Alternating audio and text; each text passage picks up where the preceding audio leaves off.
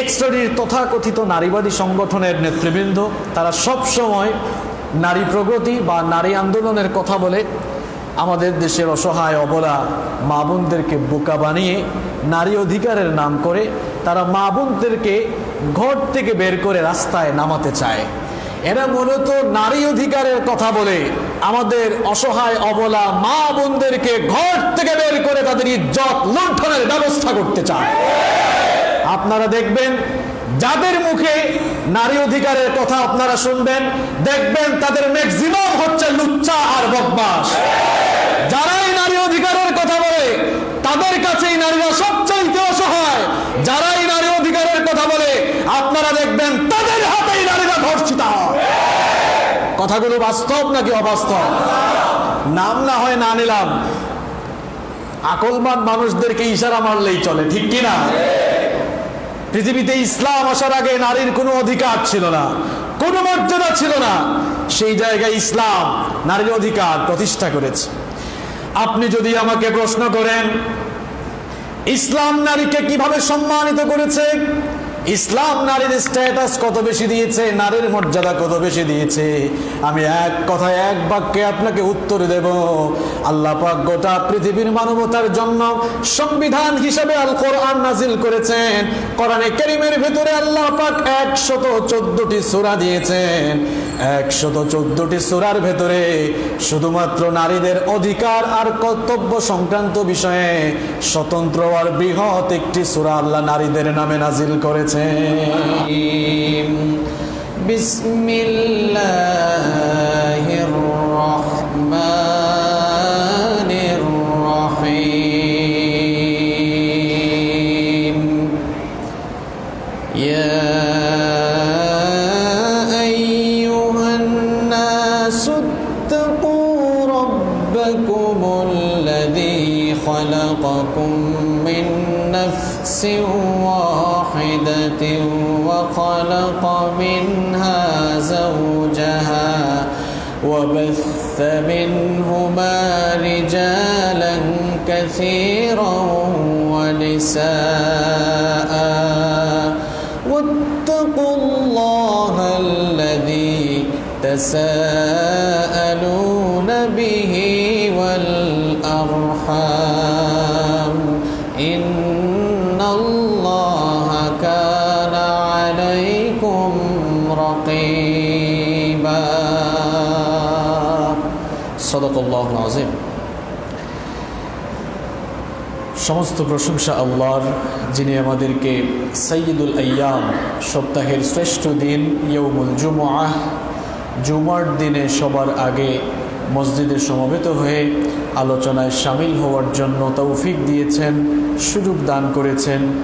সেই জন্যে আমরা আমাদের হৃদয় নিংড়ানো সকল ভালোবাসা, আবেগ, অনুভূতিকে উজাড় করে দিয়ে কালেমত শুকর আদায় করছি, সকলেই করছি আলহামদুলিল্লাহ। রব্বানা লাকাল হামদ হামদান কাসীরান তাইয়িবান মুবারাকান ফীহি ইয়া রব্বি লাকাল হামদু লাকাশ শুকরু কামা ইয়ানবাগি লিজালালি ওয়াজহিকা ওয়া আযীমি সুলতানিকা।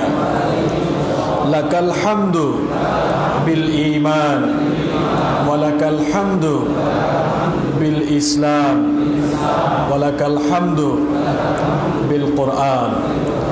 দরুদ ও সালাম পেশ করছি বিশ্ব মানবতার মুক্তির অগ্রদূত, সর্বশেষ নবী খাতামুন নবিয়্যিন, বিশ্ব নবী মুহাম্মদুর রাসূলুল্লাহ সাল্লাল্লাহু আলাইহি ওয়াসাল্লামের প্রতি, যিনি আমাদেরকে তাওহীদের সমহান দীক্ষা দিয়েছেন এবং শিরক আর বেদাতের ব্যাপারে আমাদেরকে সুস্পষ্টভাবে সতর্ক করেছেন।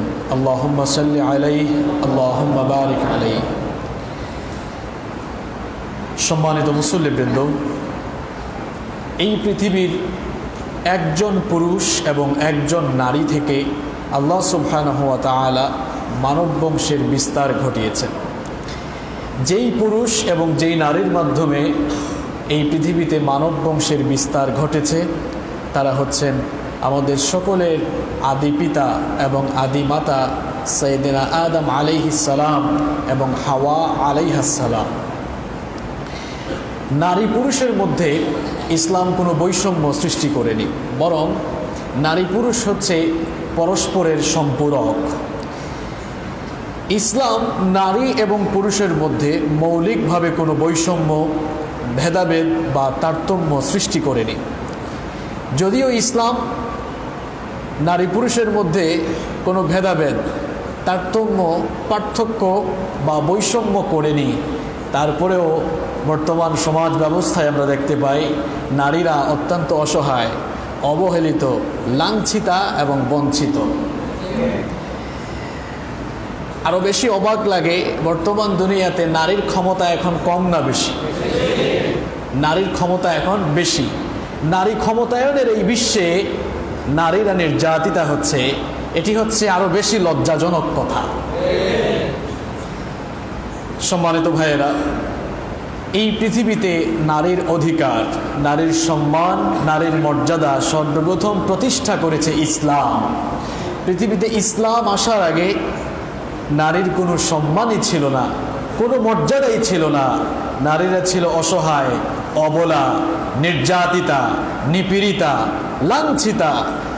নারীদেরকে সেই লাঞ্ছনা, গঞ্জনা, নারীদেরকে সেই ধ্বংসস্তূপের অতল গহ্বর থেকে ইসলাম উঠিয়ে তাদেরকে রানীর সিংহাসনে সমাসন করে দিয়েছে। আল্লাহু আকবার। রাসূল করিম সাল্লাল্লাহু আলাইহি ওয়াসাল্লামের আগমনের পূর্বে পৃথিবীতে নারী জাতির মর্যাদা বলতে কিছুই ছিল না। কন্যা সন্তানকে যেখানে জন্ম হওয়া বাবা মা তাদের জন্য অভিশাপ মনে করত, লাঞ্ছনাদায়ক মনে করত তাদের জন্য, সেইখানে ইসলাম নারীর মর্যাদা, নারীর অধিকার কিভাবে প্রতিষ্ঠা করেছে দেখেন। জাহেলি যুগের সেই বর্বর সমাজে কন্যা সন্তানকে অভিশাপ মনে করা হতো। যদি কারো ঘরে কন্যা সন্তানের জন্ম হতো, এই খবর শোনা যেত, সাথে সাথেই তাকে জীবন্ত কবর দিয়ে দেওয়া হতো। নারীদের সম্পত্তিতে কোনো অধিকার ছিল না, বিয়ে শাদিতে কোনো অধিকার ছিল না। মাছ বাজারে কিংবা পশু বাজারে মাছ কিংবা গরু ছাগল যেভাবে মানুষ কেনাবেচা করে, নারীদেরকে মানুষ সেভাবেই বাজারে কেনাবেচা করত। বিবাহ ছাড়াই নারীদেরকে পুরুষরা ভোগ করত। সেই অসহায় অবস্থা থেকে তুলে এনে নারীদেরকে একেবারে কবর থেকে, গর্ত থেকে তুলে রানীর সিংহাসনে ইসলামই সমাসীন করেছে। পৃথিবীতে আজ যারা নারী অধিকারের কথা বলে, পৃথিবীতে বর্তমানে যারা নারী আন্দোলন কিংবা নারী প্রগতিশীল বিভিন্ন সংগঠন তৈরি করেছে, সেই সকল সংগঠনের নেতৃবৃন্দ এবং সেই সকল সংগঠনকে আমরা বলতে চাই, এই পৃথিবীতে নারী প্রগতির আন্দোলন বা নারী অধিকারের আন্দোলন করার তো কোনো দরকারই নেই। যদি ইসলামের সুশীতল ছায়াতলে সবাই চলে আসে, তাহলে নারীরা এমনি এমনি তাদের অধিকার পেয়ে যাবে, ঠিক কিনা? এক্সট্রাডির তথাকথিত নারীবাদী সংগঠনের নেতৃবৃন্দ তারা সব সময় নারী প্রগতি বা নারী আন্দোলনের কথা বলে আমাদের দেশের অসহায় অবলা মা বোনদেরকে বোকা বানিয়ে নারী অধিকারের নাম করে তারা মা বোনদেরকে ঘর থেকে বের করে রাস্তায় নামাতে চায়। এরা মূলত নারী অধিকারের কথা বলে আমাদের অসহায় অবলা মা বোনদেরকে ঘর থেকে বের করে তাদের ইজ্জত লুণ্ঠনের ব্যবস্থা করতে চায়। আপনারা দেখবেন যাদের মুখে নারী অধিকারের কথা আপনারা শুনবেন, দেখবেন তাদের ম্যাক্সিমাম হচ্ছে লুচ্চা আর বদমাশ। যারাই নারী অধিকারের কথা বলে তাদের কাছেই নারীরা সবচেয়ে অসহায়। যারাই নারী অধিকারের কথা বলে আপনারা দেখবেন তাদের হাতেই নারীরা ধর্ষিত হয়। কথাগুলো বাস্তব নাকি অবাস্তব? নাম না হয় না নিলাম, আকলমান মানুষদেরকে ইশারা মারলেই চলে, ঠিক কিনা? পৃথিবীতে ইসলাম আসার আগে নারীর কোনো অধিকার ছিল না, কোনো মর্যাদা ছিল না। সেই জায়গায় ইসলাম নারীর অধিকার প্রতিষ্ঠা করেছে।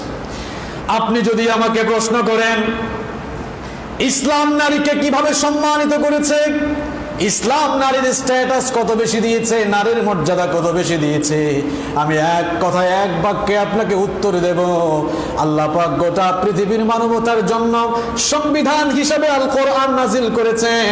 কোরআনে কারীমের ভিতরে আল্লাহ পাক 114টি সূরা দিয়েছেন। 114টি সূরার ভেতরে শুধুমাত্র নারীদের অধিকার আর কর্তব্য সংক্রান্ত বিষয়ে স্বতন্ত্র আর বৃহৎ একটি সূরা আল্লাহ নারীদের নামে নাজিল করেছে। কোরআনে কারীমে 114টি সূরার ভেতরে নারীদের নামে আলাদা একটি সূরা আছে না নাই? সেই সূরার নাম কি? সূরাতুন নিসা। নিসা মানে হচ্ছে মহিলা, ফিমেল। ফিমেলদের জন্য আল্লাহ তাআলা কোরআনে কারীমে আলাদা একটি সূরাই নাজিল করেছেন। সুবহানাল্লাহ। এখন বলেন তো, কোরআনে কারীমে মেল, আমরা যারা পুরুষ, পুরুষদের নামে কি কোনো সূরা আছে? নেই। সূরাতুর রিজাল নামে কোনো সূরা নেই, কিন্তু সূরাতুন নিসা নামে মহিলাদের জন্য আলাদা একটি সূরা আছে না নাই? ইসলাম নারীদেরকে সকল ক্ষেত্রে মর্যাদা দিয়েছে, অধিকার দিয়েছে। কন্যা হিসাবে ইসলাম নারীকে উচ্চ মর্যাদা দিয়েছে। কন্যা হিসাবে ইসলাম নারীর অধিকার প্রতিষ্ঠিত করেছে। জাহেলি যুগের সেই বর্বর মানুষগুলো কন্যা সন্তান জন্ম হলেই যেখানে জীবিত অবস্থায় পুঁতে ফেলত, সেই সমাজে নারীর অধিকার আল্লাহ তাআলা কিভাবে প্রতিষ্ঠা করলেন? কোরআনে কারীমের 16 নম্বর সূরা সূরাতুন নাহলের 59 থেকে 60 নম্বর আয়াতে জাহেলি যুগের সেই বর্বর মানুষগুলোর নির্মম সেই নারীদের প্রতি নির্মম সেই নির্যাতনের চিত্র এই আয়াতগুলোতে আল্লাহ তুলে দিয়েছেন। আল্লাহ পাক বলছেন, ওয়া ইদা বুশশিরা আহাদুহুম বিল উনসা যাল্লা ওয়াজহুহু মুসওয়াদ্দান ওয়া হুয়া কাযীম ইয়াতাওয়ারা মিনাল কওমি মিন সুই মা বুশশিরা বিহি আয়ুমসিকুহু আলা هون أم يدسه في التراب ألا ساء ما يحكمون। জাহেলি যুগের সেই বর্বর মানুষগুলোর কন্যা সন্তানদের প্রতি যে তারা নির্মম আচরণ করত, সেই নির্মম আচরণগুলোর কথা কোরআনে কারীমে আল্লাহ তুলে ধরেছেন। আল্লাহ পাক বলেন, সেই জাহিলি যুগের বর্বর মানুষগুলোর কানে যখন কন্যা সন্তান জন্মের সুসংবাদ যেত, সঙ্গে সঙ্গেই তাদের চেহারা মলিন হয়ে যেত, দুঃখ ব্যথা আর বেদনায় তাদের অন্তর ভারাক্রান্ত হয়ে যেত। তারা চিন্তা করত, কন্যা সন্তান জন্মের এই খবরে তারা কি তাদের গোষ্ঠীর মানুষ থেকে আত্মগোপনে চলে যাবে, নাকি তারা তাদের এই কন্যা সন্তানকে বাঁচিয়ে রাখবে, নাকি তারা মেরে ফেলবে। এ ব্যাপারে তারা দ্বিধাদ্বন্দ্বে পড়ে যেত। আল্লাহ পাক বলেন, আলা সাআ মা ইয়াহকুমুন, তাদের এই কর্মকাণ্ড কতই না খারাপ ছিল। কোরআনে কারীমে আল্লাহ পাক তাদের এই কর্মকাণ্ডের নিন্দা করে কোরআনে কারীমে তাদের চরিত্র আল্লাহ তুলে দিয়েছেন। সেই যুগের বর্বর মানুষগুলো নারীদের উপরে কত অবর্ণনীয় আর অকথ্য নির্যাতন চালাতো শুনেন। জাহেলি যুগের সেই বর্বর মানুষগুলো কন্যা সন্তান জন্ম হলেই জীবিত অবস্থায় কবর দিয়ে দিত। সুনান আদ-দারিমির ভিতরে হাদিস বর্ণিত হয়েছে। সুনান আদ-দারিমির প্রথম চ্যাপ্টারে এই হাদিসটি বর্ণিত হয়েছে। একজন সাহাবী বিশ্বনবী সাল্লাল্লাহু আলাইহি ওয়াসাল্লামের কাছে এসে অঝর ধারায় কান্না করতে লাগলেন। ওই সাহাবীর কান্না দেখে বিশ্বনবী সাল্লাল্লাহু আলাইহি ওয়াসাল্লাম বললেন, ও আমার সাহাবী, তুমি এত অঝর ধারায় কান্না করো কেন? ওই সাহাবী তখন বললেন, ওগো আল্লাহর নবী, আমি তো কালেমা পড়েছি, ঈমান এনেছি, মুসলমান হয়ে গিয়েছি। ঈমান আনার কারণে আল্লাহ পাক কি আমার সকল গুনাহ মাফ করে দিয়েছেন নাকি? বিশ্বনবী সাল্লাল্লাহু আলাইহি ওয়াসাল্লাম তখন বললেন, ও আমার সাহাবী, তুমি যেহেতু কালেমা পড়েছো, ঈমান এনেছো, তোমার আগের সকল গুনাহ আল্লাহ মাফ করে দিয়েছেন। ওই সাহাবী তখন বললেন, ওগো আল্লাহর নবী, আমি তো অতীতে যে পাপগুলো করেছিলাম, এমন একটি বড় পাপ করেছিলাম, ওই পাপের অনুশোচনা আমাকে এখনো অনুতপ্ত করে। বিশ্বনবী সাল্লাল্লাহু আলাইহি ওয়াসাল্লাম তখন বললেন, কি এমন কাজ করেছো? ওই সাহাবী তখন এবার বর্ণনা শুরু করলেন, আমার ফুটফুটে সুন্দরী একটা মেয়ে ছিল, সে আমাকে খুব আদর করে আব্বু আব্বু বলে ডাকতো। যখনই আমি তার নাম ধরে ডাকতাম, সে দৌড়িয়ে এসে আমার কোলে উঠতো। আমার সেই মেয়েটা জন্ম হওয়ার পর থেকেই আমি কন্যা সন্তানকে আমার জন্য লজ্জাজনক আর অপমানজনক মনে করলাম, আমার মেয়েটাকে আমি মেরে ফেলতে চাইলাম, হত্যা করার মনস্থ করলাম। একদিন আমার মেয়েকে আমি হত্যা করার উদ্দেশ্যে বেড়াতে যাওয়ার নাম করে ঘর থেকে আমার মেয়েকে নিয়ে বের হলাম। কিছু দূর যেতে না যেতেই আমি একটা গভীর কুয়া পেলাম। গভীর সেই কুয়া যখন আমি পেলাম, আমার মেয়েটাকে আমি আদর করে ডাক দিলাম, মা গো আমার কাছে এসে দেখো খুব সুন্দর একটি কুয়া পেয়েছি। কুয়ার কাছে যখন আমার আদরের সেই সুন্দরী ছোট্ট মেয়েটি আসলো, সাথে সাথেই আমি তাকে ধাক্কা দিয়ে কূপের ভেতরে ফেলে দিলাম।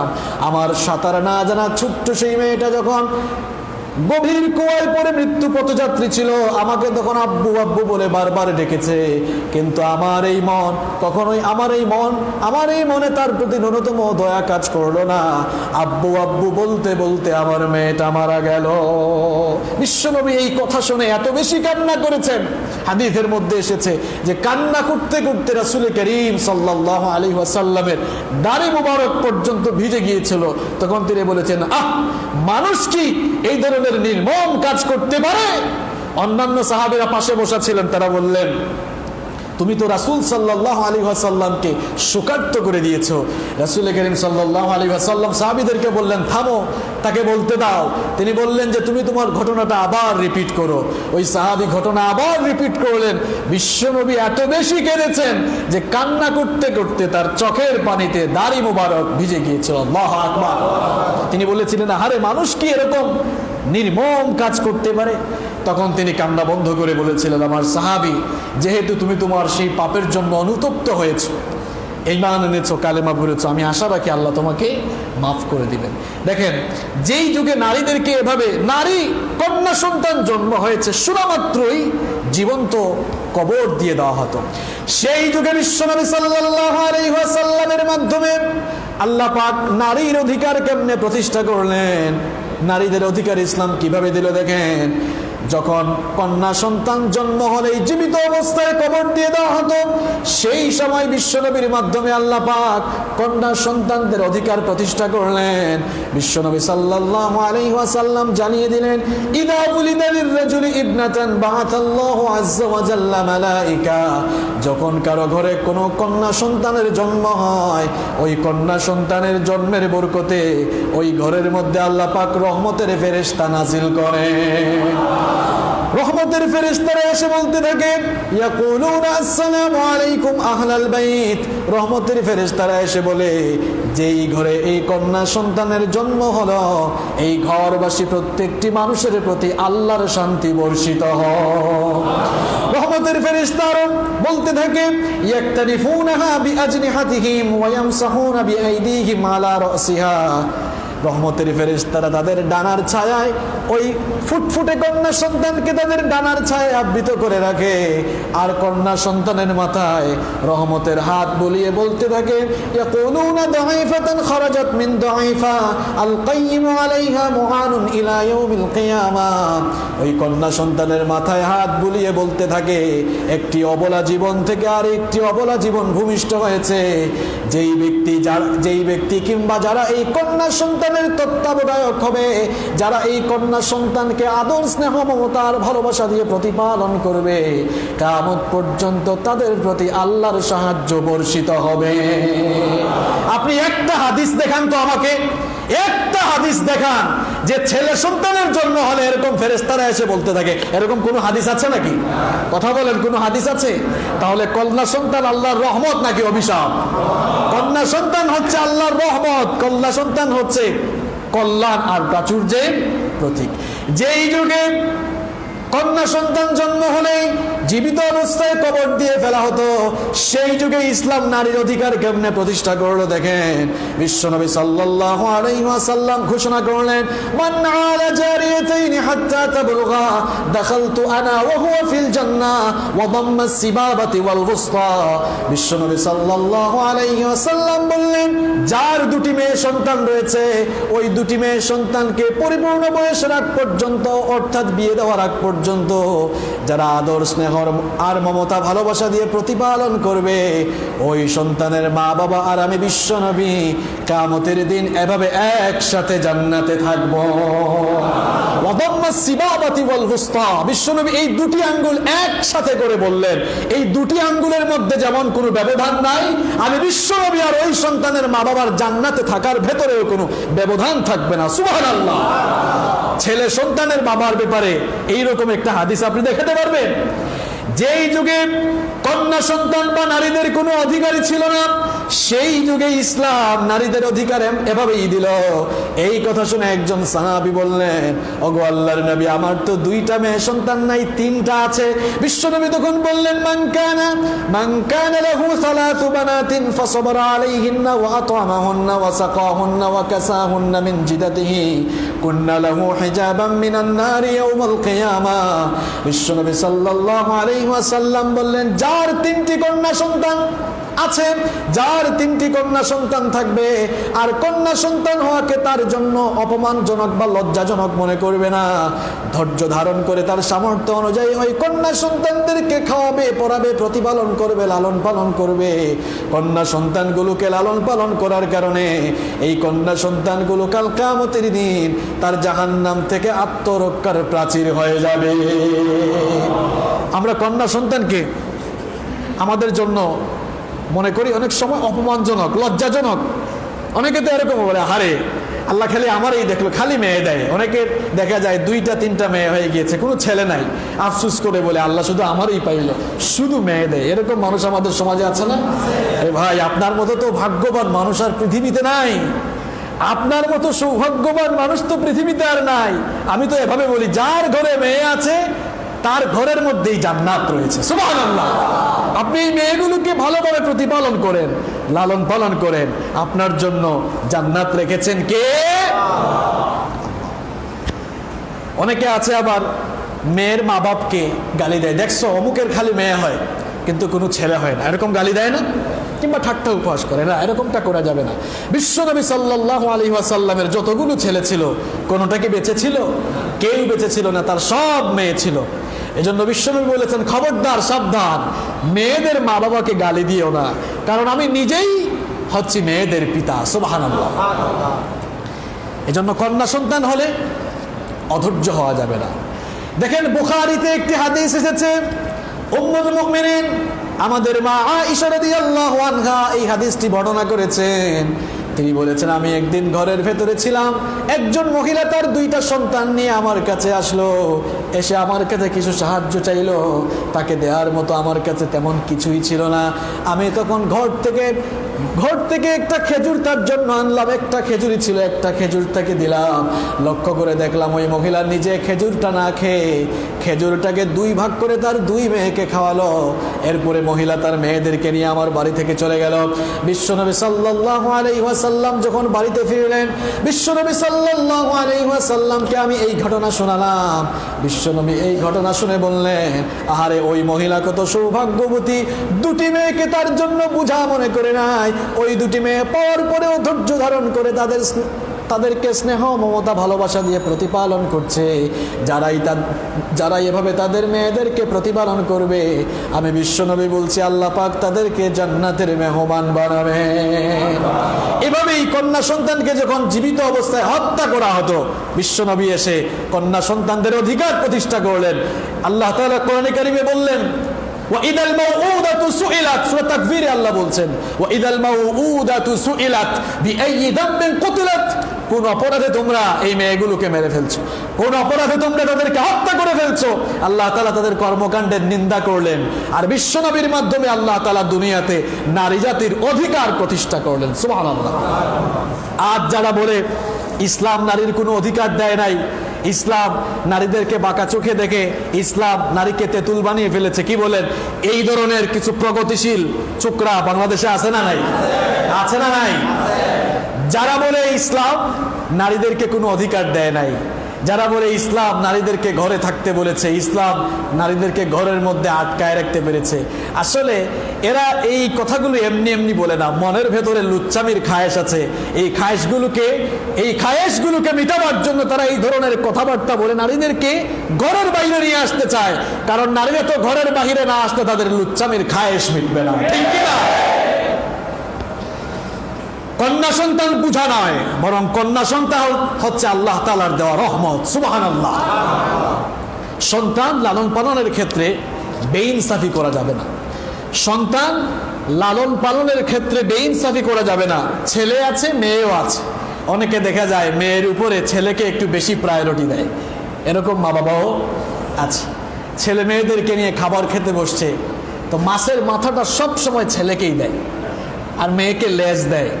মুরগির রানটা সব সময় ছেলেকে দেয়, আর মেয়েকে ধরেন ছোট ছোট অংশগুলো, হাড্ডি টাড্ডি যা আছে এগুলা দেয়। অবশ্য এই ধরনের মানুষ আপনাদের এলাকায় নাই, মাশাআল্লাহ, আপনারাই বলছেন আছে, তার মানে আছে, তাই না?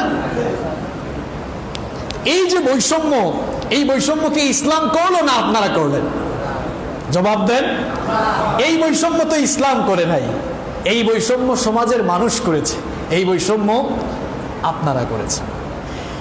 আবু দাউদের বর্ণনায় হাদিস এসেছে, বিশ্বনবী সাল্লাল্লাহু আলাইহি ওয়াসাল্লাম বলেছেন, মান কানাত লাহু উনসা ফালাম ইউইদহা ওয়ালাম ইউহনিহা ওয়ালাম ইউআসির ওয়ালাদাহু আলাইহা ইয়ানি আয-যুকুর আদখালাহুল্লাহুল জান্নাহ। বিশ্বনবী সাল্লাল্লাহু আলাইহি ওয়াসাল্লাম বলেছেন, যার কন্যা সন্তান রয়েছে, যার মেয়ে সন্তান রয়েছে, ওই মেয়ে সন্তান হওয়ার পরে মেয়ে সন্তানকে যারা জাহেলি যুগের মতো জীবিত অবস্থায় পুঁতে ফেলে না, কবর দেয় না, আর কন্যা সন্তানকে যারা তুচ্ছ তাচ্ছিল্য করে না, এবং ছেলের উপরে যারা, এবং মেয়ের উপরে ছেলেকে যারা প্রাধান্য দেয় না, বিশ্বনবী সাল্লাল্লাহু আলাইহি ওয়াসাল্লাম বলেছেন, ওই মা বাবাকে আল্লাহ জান্নাতে প্রবেশ করাবে। এজন্য খবরদার, ছেলে মেয়ে লালন পালনে বেইনসাফি করা যাবে না, এই বৈষম্য করা যাবে না। আপনারা বাজারে যান, বাজার করতে যান, বাজার থেকে আসার সময় ছেলের জন্য চকলেট কিনে আনেন, তাই না? ম্যাঙ্গো বার আনেন, ডেইরি মিল্ক আনেন, কিটকাট আনেন, কত কিছু আনেন, তাই না? তো ছেলের জন্য আগে কিনে, মেয়ের জন্য পরে কিনে। এই ধরনের কিছু বাবা আছে না নাই?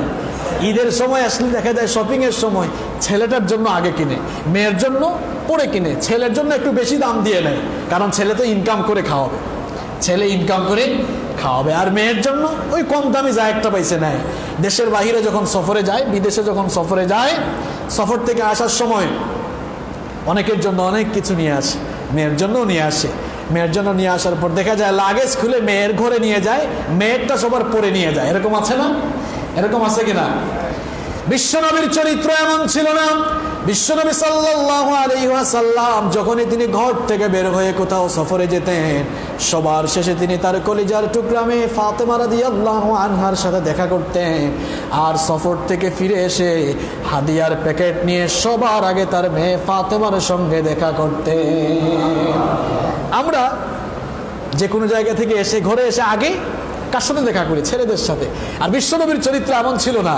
বিশ্বনবী সাল্লাল্লাহু আলাইহি ওয়াসাল্লাম কোথাও থেকে আসলে আগে হাদিয়া, হাদিয়া মানে হচ্ছে গিফট, গিফটের প্যাকেট নিয়ে রাসূল করিম সাল্লাল্লাহু আলাইহি ওয়াসাল্লাম মেয়ের সামনে আগে হাজির হয়ে যেতেন। সুবহানাল্লাহ। এজন্য ছেলে মেয়ে প্রতিপালনে বেইনসাফি করা যাবে না, এই বৈষম্য করা যাবে না। যদিও আমরা আমাদের সমাজে, আমাদের সোসাইটিতে অনেক বৈষম্য আমরা দেখি, এই বৈষম্য আসলে ইসলাম করেনি, বরং ইসলাম ছেলে মেয়ে লালন পালনের সমান সমান গুরুত্ব দিতে বলেছে। এই বৈষম্যগুলো সমাজে মানুষরা করেছে, এই বৈষম্য ইসলাম করে নেয়। ছেলে অসুস্থ হয়েছে, সাথে সাথে নিয়ে একদম সিএসসিআরে চলে গিয়েছে, অ্যাপেলুতে চলে গিয়েছে, তাই না? ইউনাইটেডে চলে গিয়েছে। আর মেয়ে অসুস্থ হয়েছে, ওই যে আশেপাশে হাতুড়ে কিছু ডাক্তার থাকে না, এদের থেকে কিছু ওষুধপত্র এনে খাওয়ালো, অথবা বললো মা গো একটু সবর কর, একটু কি কর, সবর করার। ছেলে অসুস্থ হয়নি, সাথে সাথেই মানে তাকে নিয়ে ভালো কোনো হসপিটালে চলে যায়। এই যে বৈষম্য, এই বৈষম্য করতে ইসলাম বলেছে নাকি মানুষ করছে? এটা কি ইসলামের দোষ? বরং ইসলাম বলছে ছেলে মেয়ে প্রতিপালনে কোনো প্রকার বেইনসাফি বা বৈষম্য করা যাবে না। এই ধরনের বেইনসাফি বা বৈষম্য যারা করবে, ওই মা বাবারা জালেম হয়ে আল্লাহর সামনে দাঁড়াবে। আল্লাহ তাআলা আমাদেরকে সঠিক সমঝ দান করো। দেখেন, ইসলাম কন্যা হিসাবে নারীর অধিকার এভাবে প্রতিষ্ঠিত করুন। শুধু কন্যা হিসাবে নয়, বোন হিসাবেও ইসলাম নারীর অধিকার দিয়েছে। একটি ফ্যামিলিতে ভাই বোন আছে, ভাইরা যেন তাদের বোনদের উপরে বেইনসাফি না করে। অনেক ফ্যামিলিতে দেখা যায় যে ভাই বোন আছে, ভাইরা সবাই মিলে বোনের উপরে জুলুম করে, এরকম আছে না? বোনকে সম্পত্তি দিচ্ছে না, কিংবা বোনকে বিভিন্নভাবে কষ্ট রাখতেছে, এরকমও কিছু জালেম ভাই আছে। বিশ্বনবী বললেন, খবরদার ভাই হয়ে বোনের উপরে জুলুম করো না। তাহলে এভাবে ইসলাম বোন হিসাবে একজন নারীর অধিকার প্রতিষ্ঠা করলো। ভাই হিসাবে কখনো বোনের অধিকার হরণ করা যাবে না, বোনের প্রতি জুলুম করা যাবে না। বিশ্বনবী সাল্লাল্লাহু আলাইহি ওয়াসাল্লাম বলেছেন, আম্মা জান আয়েশা রাদিয়াল্লাহু আনহা এই হাদিসটি বর্ণনা করেছেন। বিশ্বনবী সাল্লাল্লাহু আলাইহি ওয়াসাল্লাম বলেছেন, লাইসা আহাদুম মিন উম্মতি ইয়াহুলু সালাসা বানাতিন আও সালাসা আখাওয়াত ফায়ুহসিনু ইলাইহিন্না ইল্লা কুননা লাহু সিতরাম মিনান নার। বিশ্বনবী সাল্লাল্লাহু আলাইহি ওয়াসাল্লাম বলেছেন, যার তিনটি কন্যা সন্তান অথবা যার তিনটি বোন রয়েছে, যেই ভাই তার বোনদের প্রতি অবিচার করে না, জুলুম করে না, যেই ভাই তার বোনের প্রতি জুলুম করে না, অন্যায় করে না, তার অধিকার হরণ করে না, বোনের প্রতি জুলুম না করার কারণে, ইহসান করার কারণে আল্লাহ পাক তাকে কাল কিয়ামতের দিন জাহান্নামের আগুন থেকে বাঁচিয়ে দেবেন। তাহলে আপনি ভাই হয়ে কি আপনার বোনের প্রতি জুলুম করবেন? করা যাবে? যারা বললেন না তারা মনে হয় করে, কিংবা করার সম্ভাবনা আছে। ভাই হয়ে বোনের উপরে জুলুম করা যাবে? তাহলে ইসলাম বোন হিসাবেও নারী অধিকার দিয়েছে, ঠিক কি না? ইসলাম শিক্ষা ক্ষেত্রেও নারী অধিকার দিয়েছে। দেখেন, আমাদের দিন, আমাদের ধর্ম ইসলাম, এটি জ্ঞানের ধর্ম, এটি বাস্তব ভিত্তিক সায়েন্টিফিক একটি ধর্ম। বিশ্বনবী সাল্লাল্লাহু আলাইহি ওয়াসাল্লামের কাছে যখন সর্বপ্রথম ওয়াহী বা প্রত্যাদেশ আল্লাহর তরফ থেকে সর্বপ্রথম যে ওহী বিশ্বনবীর কাছে এসেছিল, সেটাও জ্ঞান অর্জনের ব্যাপারে। সেই ওয়াহী ছিল, ইকরা বিসমি রাব্বিকাল্লাযী খালাক, পড়ুন আপনার প্রভুর নামে যিনি আপনাকে সৃষ্টি করেছেন। আমাদের কিতাব আল কোরআন, এই কিতাবের সর্বপ্রথম নাজিলকৃত আয়াতটি ছিল জ্ঞান অর্জনের ব্যাপারে। যেই মুসলমানদেরকে আল্লাহ তাআলা সর্বপ্রথম ওহী নাজিল করে অর্ডার দিলেন জ্ঞান অর্জনের ব্যাপারে, এখন সেই মুসলমানরা জ্ঞান বিজ্ঞানে গোটা পৃথিবীতে সবচাইতে পিছিয়ে। কথা ঠিক না বেঠিক? আমরা এখন জ্ঞান অর্জনে অনেকটা পিছিয়ে পড়েছি। অর্থাৎ ইসলাম সর্বপ্রথম, ইসলামের বাণীটাই ছিল ইকরা বিসমি রাব্বিকাল্লাযী খালাক। পড়তে হবে, পড়াশোনা করতে হবে, পড়াশোনা ছাড়া কিন্তু ভালো মুসলমান হওয়া যাবে না। এই পৃথিবীতে সর্বপ্রথম নারী শিক্ষার কথা বলেছেন মুহাম্মদ সাল্লাল্লাহু আলাইহি ওয়াসাল্লাম। দেখবেন আমাদের দেশে কিছু কিছু লোকেরা টক শোতে বুদ্ধি বিক্রি করে যারা খায়, বুদ্ধিজীবী, তাই না? রাতের বেলা দেখবেন টক শোতে এসে এমন একটা ভাবসাব নিয়ে কথা বলে, তারা নারী শিক্ষা নিয়ে কথা বলে, নারী অধিকার নিয়ে কথা বলে। অথচ পৃথিবীতে সর্বপ্রথম নারী শিক্ষার কথা যার মুখ থেকে বের হয়েছে তিনি হচ্ছেন মুহাম্মদ সাল্লাল্লাহু আলাইহি ওয়াসাল্লাম। তার মুখ থেকে নিঃসৃত সেই বাণী, তালাবুল ইলমি ফারিদাতুন আলা কুল্লি মুসলিমিন ওয়া মুসলিমা। ভালো করে হাদিসটা শুনেন, বিশ্বনবী বলেন নাই যে তালাবুল ইলমি ফারিদাতুন আলা কুল্লি মুসলিম, প্রত্যেক মুসলমান পুরুষের জন্য জ্ঞান অর্জন ফরজ, এটা বলেন নাই। বরং বলেছেন মুসলিমিন ওয়া মুসলিমাতিন, পুরুষ হোক নারী হোক সকল মুসলমান নর নারীর জন্য জ্ঞান অর্জন করা ফরজ করে দিয়েছেন কে? জ্ঞান অর্জন করা ফরজ। পুরুষের জন্য যেমন ফরজ, নারীর জন্য তেমন ফরজ। তাহলে যারা বলে ইসলাম নারী শিক্ষার ব্যাপারে অনুৎসাহিত করেছে, এই সকল মানুষগুলাকে আসলে জুতা পেটা করে সাইজ করা দরকার। কারণ এরা বেয়াদবি করতে করতে 90% মুসলমানের দেশে লিমিট ক্রস করে ফেলছে। আর আমরাও অবশ্য বোকাশুকা, জানি না। আমাদের মধ্যে অনেকেই আমরা জানি না যে নারী শিক্ষার ব্যাপারে যে ইসলাম এত কথা বলেছে। বিশ্বনবীর যুগে নারীরা, দেখেন বিশ্বনবীর যুগে নারীরা শিক্ষা ক্ষেত্রে কতটা এগিয়ে ছিল। আপনি যদি বলেন হাদিসে নারীদের অবদান কেমন, আম্মা জান আয়েশা রাদিয়াল্লাহু আনহা থেকে 2210টি হাদিস বর্ণিত হয়েছে। আল্লাহু আকবার, 2210টি হাদিস আপনি কম মনে করেন? একজন মহিলার কাছ থেকে, আমাদের মা আম্মা জান আয়েশা রাদিয়াল্লাহু আনহা থেকে 2210টি হাদিস বর্ণিত হয়েছে। অনেক বড় বড় সাহাবীদের শিক্ষিকা ছিলেন আম্মা জান আয়েশা রাদিয়াল্লাহু আনহা। তাহলে ইসলাম নারী শিক্ষাকে তো অনুৎসাহিত করে নাই। আমরা নারী শিক্ষার পক্ষে, কিন্তু নারীদেরকে শিক্ষাঙ্গনে নিয়ে যারা শ্লীলতাহানি করে, নারীদেরকে ইফটিজিং করে, আমরা সেই ইফটিজিং আর শ্লীলতাহানির বিপক্ষে। নারীরা শিক্ষাঙ্গনে যাবে, নারীরা স্কুলে যাবে, কলেজে যাবে, ইউনিভার্সিটিতে যাবে, আমরা শিক্ষার পক্ষে। কিন্তু আমার বোনদেরকে স্কুল, কলেজে আর বিশ্ববিদ্যালয়ে নিয়ে যারা ধর্ষণ করে, সেই সকল ধর্ষণকারীদের বিপক্ষে আমরা নারী শিক্ষার বিরুদ্ধে নয়, বরং যেই সকল নরপিশাচ হিংস্র জানোয়াররা আমাদের মা বোনদের ইজ্জতকে শিক্ষাঙ্গনে নষ্ট করে দেয়, আমরা সেই সকল পরিবেশের বিপক্ষে। আমরা চাই শিক্ষাঙ্গনের সুন্দর পরিবেশ নিশ্চিত হোক।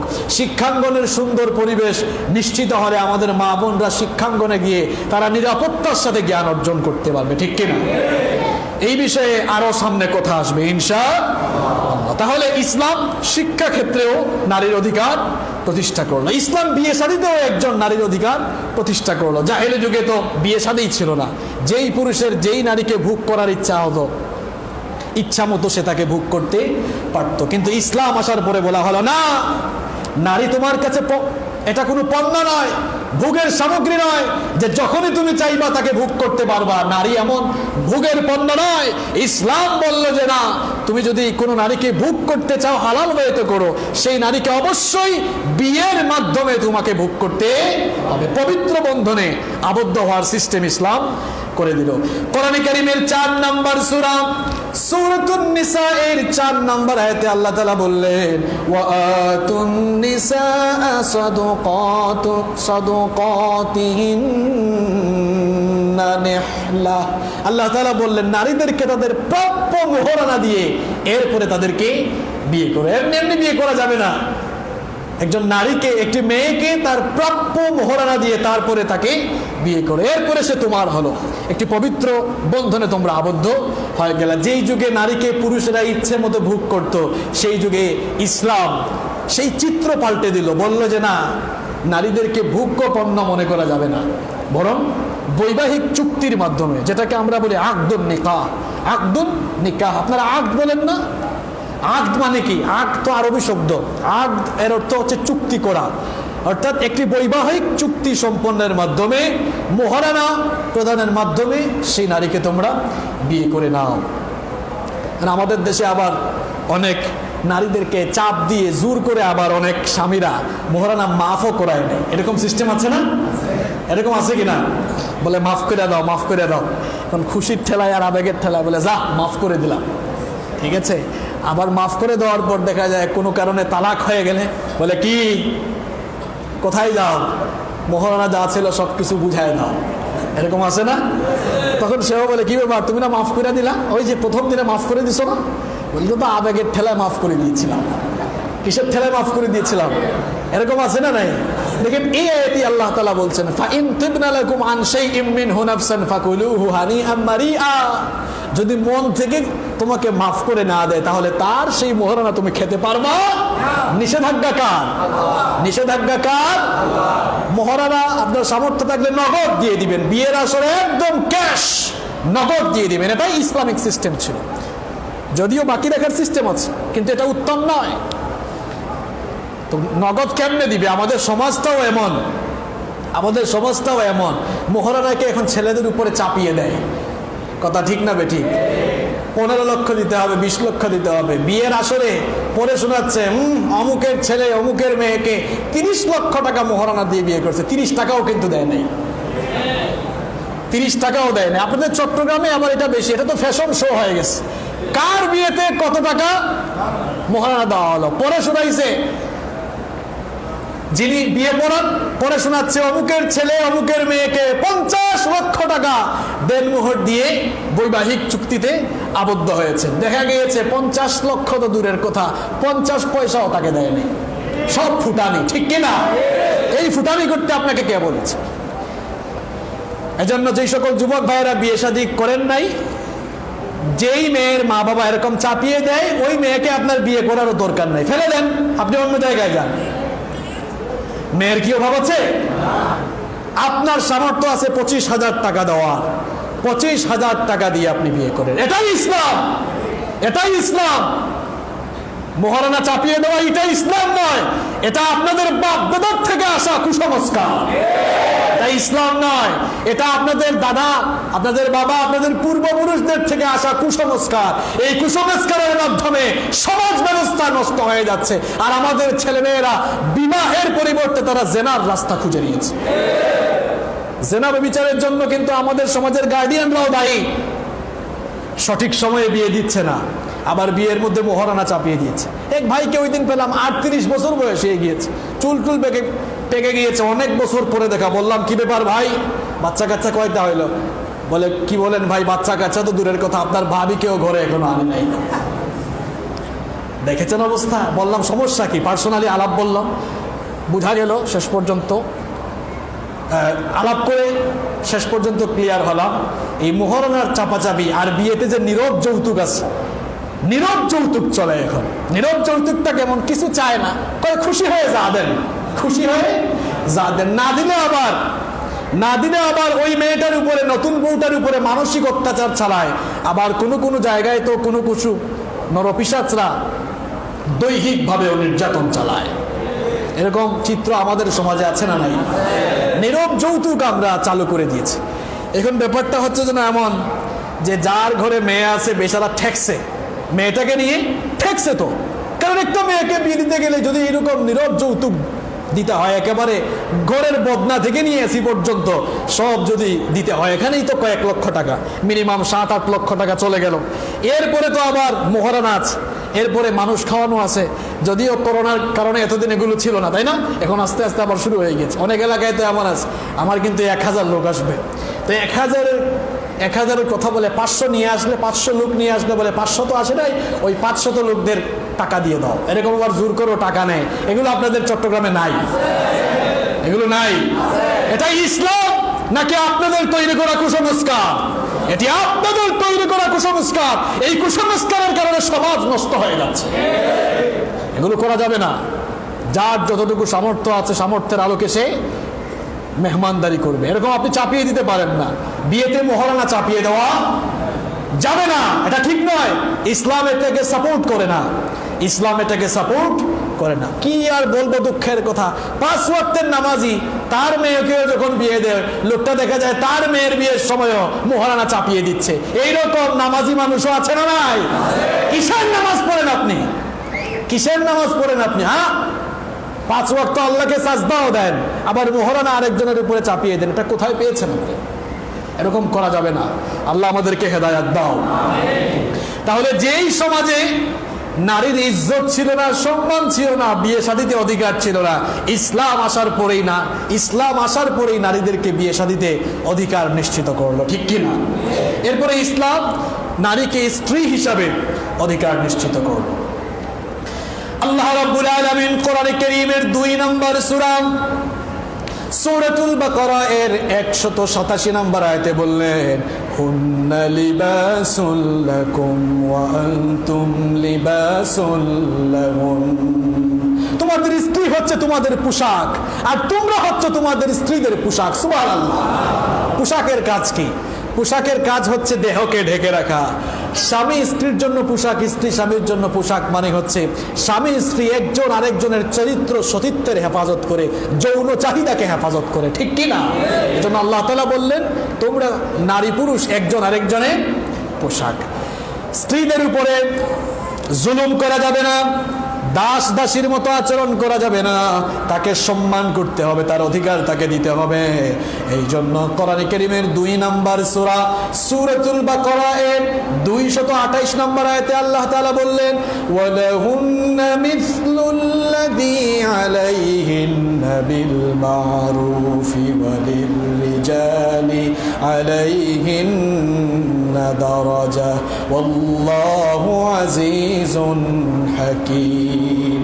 আল্লাহ তাআলা বললেন, নারীর উপরে যেমন পুরুষের অধিকার রয়েছে, অর্থাৎ স্ত্রীর উপরে যেমন স্বামীর হক রয়েছে, তেমনি স্বামীর উপরে স্ত্রীরও কিছু হক রয়েছে। সুতরাং আপনি আপনার স্ত্রীর সাথে দুর্ব্যবহার করতে পারবেন না। কিছু লোক তো এমন আছে, বিয়ে করার পর সে নবাব সলিমুল্লাহ আর বউকে বানিয়েছে কাজের মেয়ে জরিনা। এরকম আছে না নাই?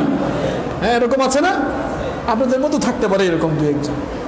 বউয়ের সাথে দুর্ব্যবহার করে, ভালো করে কথা বলে না, তাকে সময় দেয় না, তার সাথে হাসি মুখে কথা বলে না, এটা তো ইসলাম নয়। ইসলাম বলছে, আল্লাহ তাআলা বলছেন যে তোমাদের স্ত্রীদের সাথে তোমরা বিল মারুফ উত্তম আচরণ করো, তাকে সম্মান করো। বিশ্বনবী সাল্লাল্লাহু আলাইহি ওয়াসাল্লাম বললেন, খায়রুকুম খায়রুকুম লিআহলিহি ওয়া আনা খায়রুকুম ওয়া আনা খায়রুল লিআহলি। বিশ্বনবী সাল্লাল্লাহু আলাইহি ওয়াসাল্লাম বলেছেন, তোমাদের মধ্যে সেই লোকটাই শ্রেষ্ঠ যে তার স্ত্রীর কাছে শ্রেষ্ঠ। সুবহানাল্লাহ। তোমাদের মধ্যে সেই উত্তম যে তার বউয়ের কাছে উত্তম। কারণ আপনি কত বড় ঈমানদার আর কত খারাপ এটা আপনার বউয়ের চাইতে কিন্তু ভালো আর কেউ জানে না। এই জন্য বিশ্বনবী বললেন, যে তার স্ত্রীর কাছে উত্তম সে সবার কাছেই উত্তম। মনে রেখো, আমি আমার স্ত্রীদের কাছে উত্তম। সুবহানাল্লাহ। স্ত্রীদের সাথে দুর্ব্যবহার করা যাবে না। অনেকে তো আছে বউকে পিটায়, আছে না এরকম? বউকে যারা পিটায়, বউয়ের উপর যারা হাত তুলে, পৃথিবীতে এদের মতো নাদান, এদের মতো কুলাঙ্গার আর একটাও হতে পারে না। সে যদি আপনার সাথে দুর্ব্যবহার করে, খারাপ আচরণ করে, আপনি তাকে বুঝান, প্রয়োজনে বিছানা আলাদা করে দেন। শাস্তি দেওয়ার অনেক সিস্টেম আছে, কিন্তু তার গায়ে আপনি হাত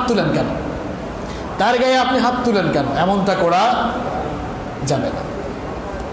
বিশ্বনবী সাল্লাল্লাহু আলাইহি ওয়াসাল্লাম তার স্ত্রীদের সাথে সুন্দর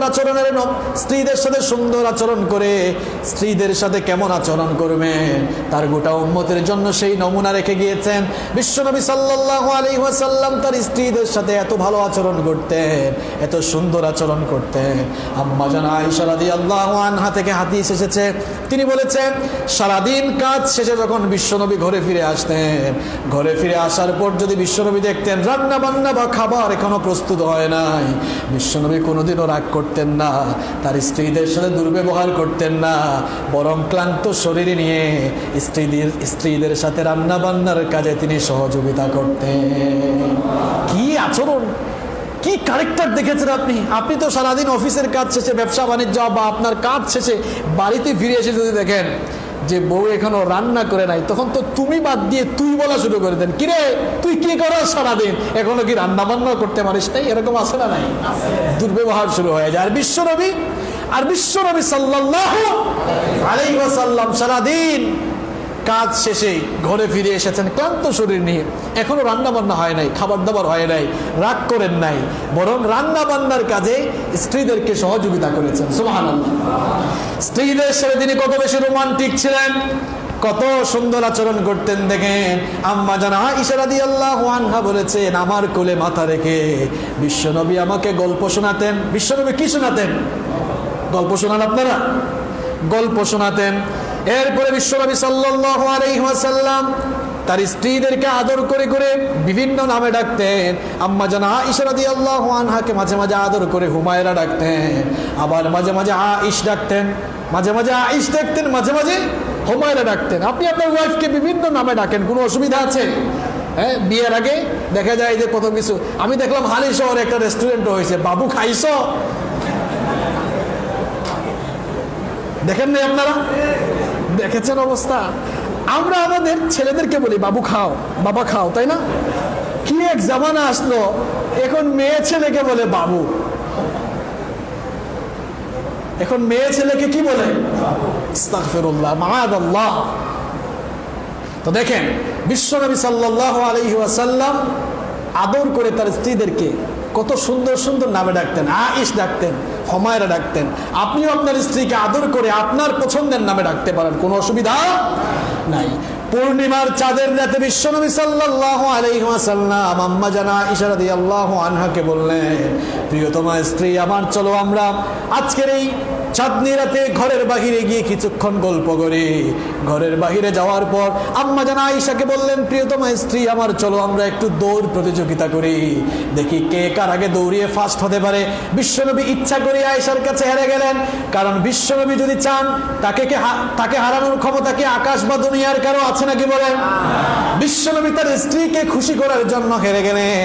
কিছুদিন পর আবার চাঁদনি রাতে আয়েশা রাদিয়াল্লাহু আনহাকে নিয়ে বের হলেন, বললেন চলো আজকে আবার আমরা দৌড় প্রতিযোগিতা করি। বিশ্বনবী সেই দিন আম্মা জান আয়েশা রাদিয়াল্লাহু আনহাকে কোনো প্রকার সুযোগ না দিয়ে তিনি ফার্স্ট হয়ে গেলেন। ফার্স্ট হয়ে তিনি বললেন, আয়েশা গো, সেই দিন যে তুমি আমাকে হারিয়েছিলা, আজকে তোমাকে হারিয়ে তার প্রতিশোধ আমি নিলাম। সুবহানাল্লাহ। স্বামী স্ত্রীদের মধ্যে এই ধরনের সুন্দর সম্পর্ক থাকার দরকার আছে না নাই? আজ আমাদের সংসারগুলো নষ্ট হয়ে যাচ্ছে। স্বামী স্ত্রীদের মধ্যে মহব্বত নাই, ভালোবাসা নাই। কারণ দেখা যায় স্বামী তার স্ত্রীকে সময় দিচ্ছে না, সম্মান করে কথা বলছে না, সময় দিচ্ছে না, ভালো করে তাকায় না। বিয়ের পর কয়েকদিন তাকাইলো, একটু সময় টময় দিল, এরপরে আর সময়ও দেয় না। এই জন্য আমাদের সমাজে এখন বিবাহ বিচ্ছেদ বাড়ছে, পরিবারগুলো নষ্ট হয়ে যাচ্ছে, পরকীয়া বাড়ছে, সমাজ ব্যবস্থা এভাবে নষ্ট হয়ে যাচ্ছে। সারাদিন তার বউয়ের দিকে একবারও তাকায়ও না। তার বউ তার জন্য সাজলো, কত সুন্দর করে সে সাজগুজ করে তার সামনে আসলো, একবার তাকায়ও না, একবার তাকায়ও না। এই যে আপনি আপনার ওয়াইফের প্রশংসা করলেন না, আপনার ওয়াইফ সাজলো, সাজগুজ করলো, আপনি প্রশংসা করলেন না, অটোমেটিক্যালি তার মন খারাপ হয়ে যেতে পারে। তার এই সাজগুজ যদি আবার পাশের বাড়ির আপনার কোনো ছোট ভাই দেখে ফেলে, সে কিন্তু কমেন্ট করে বসবে, ভাবি আপনারা কিন্তু হ্যাপি লাগতেছে। কমেন্ট করবে না? এই কমেন্টের মধ্যে ঝামেলা আছে না নাই? ঝামেলা আছে না নাই? কিন্তু আপনার ওয়াইফকে আপনি যাই বলেন, যত প্রশংসা করেন, আপনাদের দাম্পত্য জীবনে বারাকা আর নেয়ামত বাড়িয়ে দিবেন কে? এজন্য সব সময় আপনার ওয়াইফের প্রশংসা করবেন, তাহলে আপনার দাম্পত্য জীবনে, আপনার বৈবাহিক জীবনে স্বামী স্ত্রীদের মধ্যে যে মধুর সম্পর্ক রয়েছে, যে দাম্পত্য জীবন রয়েছে, পবিত্র বন্ধন রয়েছে, সেই পবিত্র বন্ধনে নিয়ামা আর বারাকা ঢেলে দিবেন কে? স্ত্রী হিসাবে এভাবে ইসলাম নারীর অধিকার সুপ্রতিষ্ঠিত করলো। যে সকল দেশে ইসলাম নাই, দেখেন কি অবস্থা। বিবাহিতা নারীর অবস্থা কি দেখেন, বিয়ে করে ফেলেছে, এরপরে আরো 10টা বয়ফ্রেন্ড নাকি আছে, তাইলে আর বিয়ে করার দরকার ছিল? কথা কন না কেন, দরকার ছিল? অধিকার নাই, মর্যাদা নাই, সম্মান নাই এদের। কিন্তু ইসলাম স্ত্রী হিসাবে একজন নারীর অধিকার এভাবেই সুপ্রতিষ্ঠিত করে দিয়েছে। সুবহানাল্লাহ পড়েন। শুধু তাই নয়, বিধবা নারী যাদের স্বামী মারা গিয়েছে, সেই সকল বিধবা নারীদেরকেও ইসলাম যথাযথ সম্মান দিয়েছে, তাদের অধিকার সুনিশ্চিত করেছে। বিধবা নারী, কোনো বিধবা নারীর যদি স্বামী মারা যায়, ওই মহিলা ইদ্যত পরিপূর্ণ করার পর সে চাইলে আবার বৈবাহিক বন্ধনে আবদ্ধ হতে পারবে। পৃথিবীতে এখনো বহু ধর্ম এমন আছে যারা বিধবা নারীর জন্য আর কোনো বিয়ের ব্যবস্থা করা হয় না, সমাজের অবলা নারী হিসেবে তাদেরকে গণ্য করা হয়। কিন্তু আমার ইসলাম কত সুন্দর দেখেন, বিধবা নারীদের অধিকারও প্রতিষ্ঠা করলো।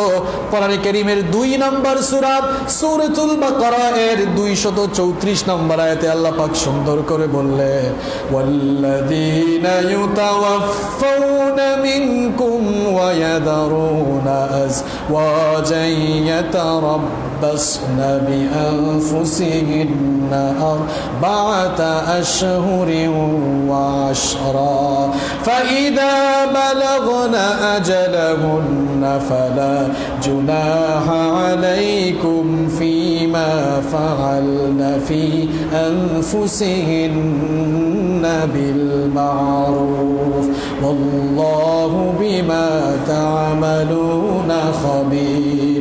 আল্লাহ পাক বলেন, তোমাদের মধ্যে যারা ওয়াইফ বা স্ত্রীকে রেখে মারা যায়, সেই স্ত্রী যদি চায় তাহলে 4 মাস 10 দিন ইদ্যত পালন করার পরে সে চাইলে বৈবাহিক বন্ধনে আবদ্ধ হতে পারবে।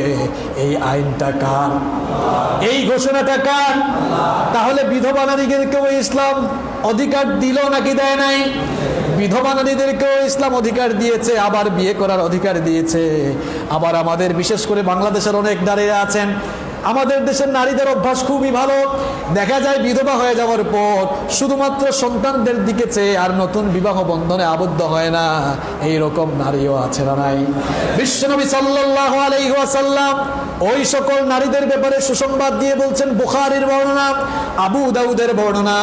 বিশ্বনবী সাল্লাল্লাহু আলাইহি ওয়াসাল্লাম বললেন, আনা ওয়া ইমরাআতু সাফাউল খাদ্দাইনি কাহাতাইনি ইয়াউমাল কিয়ামা ওয়া দাম্মাস সিবাবাতি ওয়াল বুসতা। বিশ্বনবী সাল্লাল্লাহু আলাইহি ওয়াসাল্লাম বললেন, আমি আর ওই মহিলা, আমি আর ওই মহিলা, গাল মলিনকারী মহিলা, হাদিসের ব্যাখ্যা এসেছে গাল মলিনকারী মহিলা মানে হলো ওই মহিলা যেই মহিলার স্বামী মারা গিয়েছে, স্বামী মারা যাওয়ার পর হাবাসাত নাফসাহা আলা ইয়াতামাহা হাত্তা বানু আও মাতু, তার সন্তানদের দিকেছে, নতুন কোনো বৈবাহিক বন্ধনে আবদ্ধ হয় নাই, বরং সন্তানদের জন্য তার এই চাওয়া পাওয়া বিসর্জন দিয়েছে, সন্তান লালন পালনে মনোযোগী হয়েছে। বিশ্বনবী বললেন ওই মহিলা আর আমি মুহাম্মদ সাল্লাল্লাহু আলাইহি ওয়াসাল্লাম কিয়ামতের দিন এভাবে একসাথে দুটি আঙ্গুল একত্রিত করে বললেন এভাবে একসাথে আমরা জান্নাতে থাকবো। তাহলে বিধবা নারী যারা সন্তানদের দিকে তাকিয়ে, এরকম মহিলা আমাদের দেশে আছে না? শুধুমাত্র ছেলে মেয়েদের দিকে তাকিয়ে, আর বিয়ে করে নাই, ছেলে মেয়েদের জন্য তার জীবন উৎসর্গ করলো। বিশ্বনবী বললেন ওই মহিলা আমার সাথে বেহেশতে থাকবে। সুবহানাল্লাহ। এভাবে ইসলাম বিধবা নারীর অধিকার দিল। ইসলাম মা হিসাবে নারীর অধিকার প্রতিষ্ঠা করেছে। মা হিসাবে ইসলাম নারীর অধিকার প্রতিষ্ঠা করেছে। একজন সাহাবী এসে বিশ্বনবী সাল্লাল্লাহু আলাইহি ওয়াসাল্লামকে বললেন মান আহাক্কুন নাসু বিহুসনি সাহাবাতি, ওগো আল্লাহর নবী আমার কাছ থেকে সবচাইতে ভালো ব্যবহার কে পাবেন? বিশ্বনবী তখন বললেন উম্মুক, তোমার মা। সাহাবী বললেন সুম্মা মান, তারপরে কে? বিশ্বনবী বললেন উম্মুক, তোমার মা। সাহাবী আবার বললেন সুম্মা মান, তারপরে কে? বিশ্বনবী বললেন উম্মুক, তোমার মা। এবার সাহাবী 4 নম্বর, এবার চতুর্থবার প্রশ্ন করলেন সুম্মা মান। বিশ্বনবী বললেন আবুকা, তোমার বাবা। এভাবে বাবা আর মায়ের ব্যাপারে কথা বলতে গিয়ে বাবার চাইতে মায়ের হক আল্লাহ রাসূল 3 গুণ বেশি বাড়িয়ে দিয়েছে। বাপের চাইতে মায়ের হক, মায়ের অধিকার কয় গুণ বেশি? কেন 3 গুণ বেশি?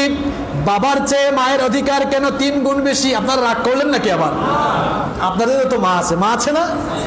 বাবার চাইতে মায়ের অধিকার কেন 3 গুণ বেশি? কারণ আমাদের মা 3টি যন্ত্রণা, 3টি কষ্ট, এমন 3টি কষ্ট, এমন 3টি যন্ত্রণা সহ্য করেছেন যা এই পৃথিবীর কোনো বাবারা করে না বা করে নাই। সেই 3টি যন্ত্রণা, সেই 3টি কষ্ট হলো নাম্বার 1 গর্ভধারণের যন্ত্রণা। গর্ভধারণ পুরুষ করে না নারী করে? বাবা করে না মা করে? 1 নাম্বার হচ্ছে গর্ভধারণের যন্ত্রণা, আর 2 নাম্বার হলো ডেলিভারির যন্ত্রণা, 3 নাম্বার হলো সন্তানকে দুধ পান করানো। এই 3টি কষ্ট মা বেশি সহ্য করেছে। এই জন্য হকের বেলায় আল্লাহ পাক বাবার চাইতে মায়ের হক 3 গুণ বেশি বাড়িয়ে দিলেন। কোরআনে কারীমের 46 নম্বর সূরা সূরাতুল আহকাফের 15 নম্বর আয়াতে আল্লাহ পাক বাবা আর মায়ের সাথে যেন সন্তানরা উত্তম আচরণ করে সেই নির্দেশ দিতে গিয়ে বাবার খেদমতের চেয়ে মায়ের খেদমত একটু বেশি করার কথা বলেছেন। ওয়াসাইনাল ইনসানা বিওয়ালিদাইহি ইহসানা হামালাতুহু উম্মুহু কুরহান ওয়া ওয়াদাআতুহু কুরহা ওয়া হামলুহু ওয়া ফিসালুহু 30 শাহরা। আল্লাহ পাক বলেন আমি দুনিয়ার সকল মানুষকে ওসিয়ত করছি, এই নির্দেশ দিচ্ছি তারা যেন তাদের মা বাবার সঙ্গে ইহসান করে সুন্দর আচরণ করে, তবে বিশেষ করে যেন মায়ের সাথে একটু বেশি সুন্দর আচরণ করে, মায়ের খেদমত যেন একটু বেশি করে। কারণ মা তাকে কষ্টের পর কষ্ট, যন্ত্রণার পর যন্ত্রণা সহ্য করে গর্ভধারণ করেছেন। এরপরে মা তার সন্তানকে ডেলিভারি করেছেন, এরপরে তাকে আবার 2 বছর বুকের দুধ পান করিয়েছেন। কোরআনে কারীমের 31 নম্বর সূরা লুকমানের 14 নম্বর আয়াতে আল্লাহ তাআলা আরো সুন্দর করে বললেন ওয়াসাইনাল ইনসানা বিওয়ালিদাইহি হামালাতুহু উম্মুহু ওয়াহানান আলা ওয়াহানিন وفصاله في عامين أن اشكر لي ولوالديك إلي المصير। আল্লাহ পাক বলেন আমি তোমাদেরকে তোমাদের মা বাবার সাথে সুন্দর আচরণ করার আদেশ দিচ্ছি, ওসিয়ত করছি। তোমাদের মা বাবার সাথে ইহসান করো, সুন্দর আচরণ করো, মা বাবার খেদমত করো, তবে বিশেষ করে মায়ের খেদমত একটু বেশি করো। কারণ তোমাদের মা তোমাদেরকে 10 মাস 10 দিন কষ্টের পর কষ্ট, যাতনার পর যাতনা সহ্য করে তোমাদেরকে গর্ভধারণ করেছেন, এরপরে ডেলিভারির এমন কঠিন যন্ত্রণা সহ্য করেছেন। চিকিৎসা বিজ্ঞান বলছে একজন মানুষ সর্বোচ্চ 20 থেকে 25 ইউনিট ব্যথা সহ্য করার ক্ষমতা রাখে, কিন্তু মা যখন সন্তানকে ডেলিভারি করে তখন 20 আর 25 নয় 50 থেকে 55 ইউনিট ব্যথা সহ্য করে। আল্লাহু আকবার! এই যন্ত্রণা কত কষ্টসাধ্য এটা তো পৃথিবীর কোনো পুরুষ মানুষ বুঝবে না। এই জন্য আল্লাহ তাআলা বললেন মায়ের খেদমত একটু বেশি করো। তাহলে ইসলাম মা হিসাবেও নারীর মর্যাদা দিয়েছে কি দেয় নাই? একজন সাহাবী এসে বললেন, ওগো আল্লাহর নবী, ওগো আল্লাহর নবী, নাসাঈতে হাদিসটি এসেছে, ইবনে মাজায় হাদিস এসেছে। একজন সাহাবী বললেন, ওগো আল্লাহর নবী, আমি আপনার সঙ্গে জিহাদে যেতে চাই। বিশ্বনবী বললেন, হাল্লাকা মিন উম্মিন, তোমার কি মা আছেন নাকি? ওই সাহাবী তখন বললেন, আমার তো মা এখনো বেঁচে আছেন। বিশ্বনবী সাল্লাল্লাহু আলাইহি ওয়াসাল্লাম তখন বললেন, ফালজিমহা ফাইন্নাল জান্নাতা তাহতা রিজলাহা। বিশ্বনবী বললেন, তোমার যদি মা বেঁচে থাকে তাহলে জিহাদ করার দরকার নাই, জিহাদের ময়দানে যাওয়ার চাইতো মায়ের খেদমতের গুরুত্ব বেশি, কারণ তোমার মায়ের পায়ের তলায় আল্লাহর বেহেশত রয়েছে।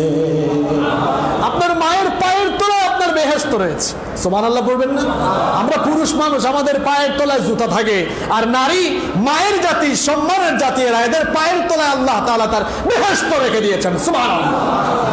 তো ইসলাম নারীকে অধিকার দেয় নাই, মর্যাদা দেয় নাই, তো কে দিয়েছে? ইসলাম নারীকে এত মর্যাদা দিয়েছে, নারীর পায়ের তলায়, মায়ের পায়ের তলায় আল্লাহ তাআলা বেহেশত রেখে দিয়েছেন। সুবহানাল্লাহ। এই নারীরা কত অবদান রেখেছে।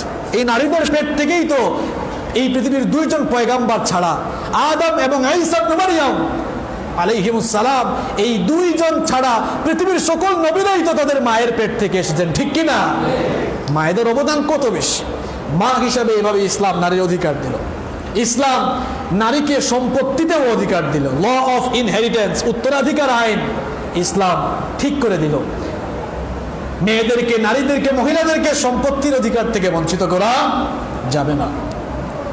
কোরআনে কারীমের 4 নম্বর সূরা সূরাতুন নিসা এর 19 নম্বর আয়াতে আল্লাহ পাক সুন্দর করে বললেন, ইয়া আইয়ুহাল্লাযীনা আমানু লা ইয়াহিল্লু লাকুম আন তারিসুন নিসা কারহা।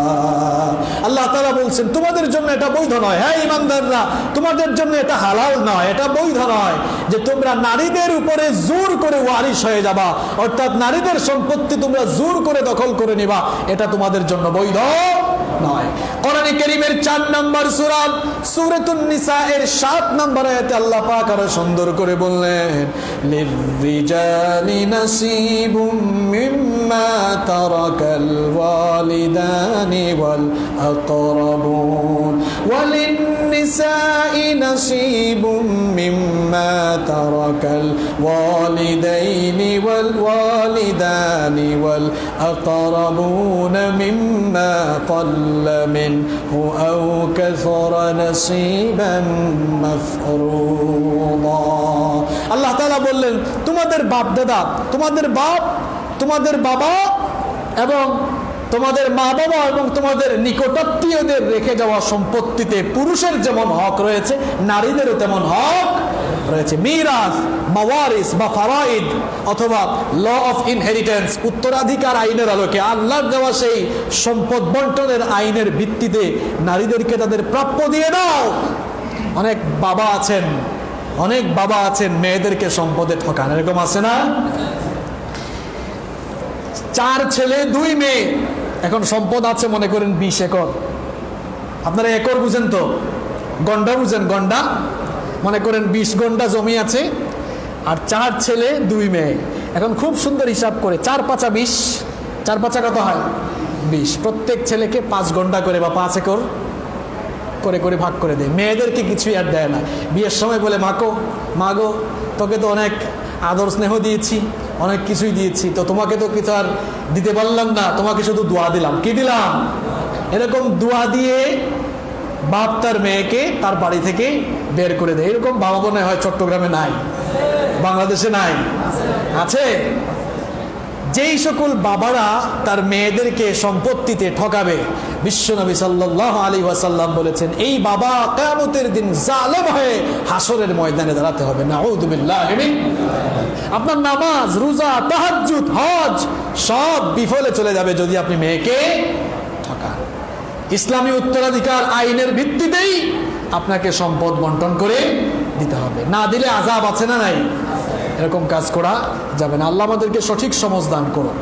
এভাবে ইসলাম নারীকে সব জায়গায় অধিকার দিয়েছে। নারীরা চাকরি করতে পারবে, নারীরা চাকরি করতে পারবে, ব্যবসা করতে পারবে, সব কিছু করতে পারবে, কিন্তু শর্ত হচ্ছে নারীরা পর্দা করে সবকিছু করতে হবে। আমরা যখন পর্দার কথা বলি তখন ওই নারী প্রগতিবাদী যারা, নারী আন্দোলন যারা করে, এদের গায়ে জ্বালাপোড়া শুরু হয়ে যায়। এদের গায়ে কি শুরু হয়ে যায়? জ্বালাপোড়া শুরু হয়ে যায়। তারা আবার আমাদের কেরকম বলে, এই হুজুররা এরা সব সময় নারী প্রগতি বা নারী উন্নয়নের পথে বাধা। এরা আসলে বুরখা পরায়া আমাদের মা বোনদেরকে ঘরের ভিতরে রেখে দিতে চায়। আমরা সেই সকল নারী প্রগতিবাদী আর নারী আন্দোলনকারীদেরকে আমরা বলতে চাই, আমরা বুরখা পরিয়ে আমাদের মা বোনদেরকে চাকরি বাকরি ব্যবসা বাণিজ্য সব সেক্টরে নিয়ে যেতে চাই, কারণ আমরা আমাদের মা বোনদের ইজ্জত আব্রুর হেফাজত নিরাপত্তা নিশ্চিত করতে চাই। আর তোমরা আমাদের মা বোনদের গা থেকে বুরখা খুলে দিয়ে তাদেরকে বিবস্ত্র করে তাদেরকে তোমরা ইজ্জত লুণ্ঠনের ব্যবস্থা করতে চাও। এই জন্য পর্দার কথা শুনলেই তোমাদের গায়ে জ্বালা পোড়া শুরু হয়ে যায়। এই সকল কারণে আজ ধর্ষণ বেড়ে গিয়েছে। আমরা এমন একটি সময় কাটাচ্ছি, এখন এমন একটি সময় অতিক্রম করছি, করোনা ভাইরাসের চাইতে ধর্ষণ এটা আরো ভয়াবহ ভাইরাস ধারণ করে ফেলেছে।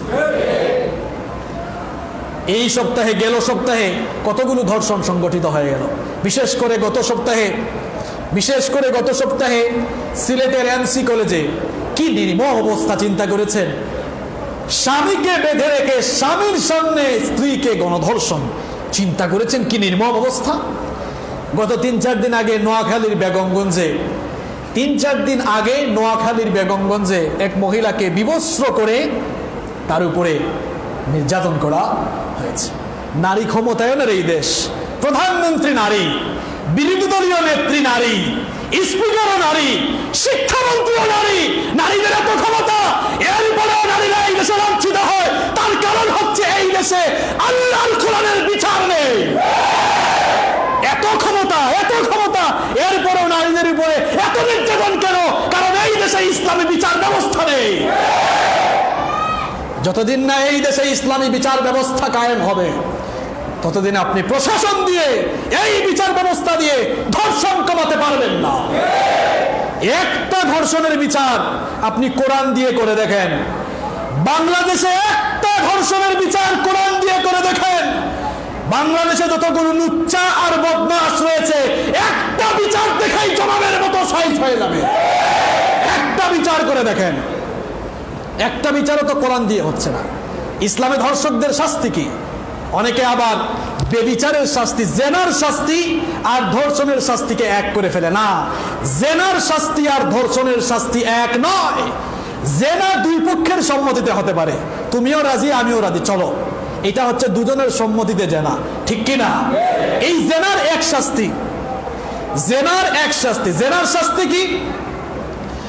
যদি জেনাকার পুরুষ আর জেনাকারিনী নারী অবিবাহিতা হয়, তাহলে তাদের জন্য ইসলাম যে শাস্তি রেখেছে দেখেন, কোরআনে কারীমের 24 নম্বর সূরাতুন নূরের 2 নম্বর আয়াতে আল্লাহ পাক বললেন, আয-যানিয়াতু ওয়াজ-যানি ফাজলিদু কুল্লা ওয়াহিদিন মিনহুমা মিআতা জালদা ওয়া লা তা'খুযুকুম বিহিমা রাফাতুন ফি দীনিল্লাহি ইন কুনতুম তু'মিনুনা بالله واليوم الآخر وليشهد عذابهما طائفة من المؤمنين।